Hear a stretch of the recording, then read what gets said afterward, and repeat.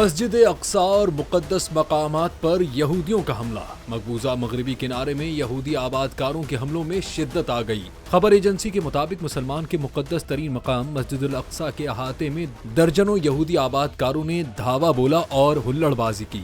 مسجد اقصی کے احاطے میں یہودی آباد کار اسرائیلی پولیس کی نگرانی میں داخل ہوئے۔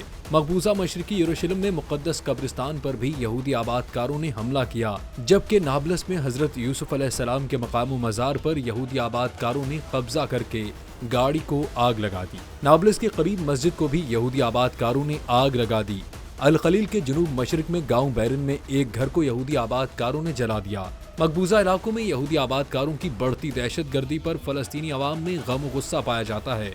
اسرائیلی فوج نے شمالی غزہ کے بڑے علاقوں کو خالی کرنے کا حکم بھی دیا ہے، جس کی فلسطینی اتھارٹی نے مذمت کی ہے۔ اسرائیلی فوج نے بیت الاحیا اور جبالیہ پناہ گزین کیمپ کو جنگی زون قرار دیتے ہوئے جبری نقل مکانی کا حکم دیا ہے۔ خبر ایجنسی کا کہنا ہے کہ اسرائیلی فوج نے شمالی غزہ میں کارروائیاں تیز کرنے کا اعلان بھی کیا ہے۔ ان پابندیوں کی زد میں یہودی آباد کاروں کے ایک آؤٹ پوسٹ نیئر فارم بھی آیا ہے اور اس میں مقیم یہودی آباد کاروں پر بھی یہ پابندیاں لاگو ہوں گی۔ واضح رہے کہ برطانیہ نے غزہ کی مسلسل ناکہ بندی اور امداد کی ترسیل کو روکنے پر گزشتہ روز اسرائیل کے ساتھ نئے فری ٹریڈ مذاکرات معطل کر دیے تھے۔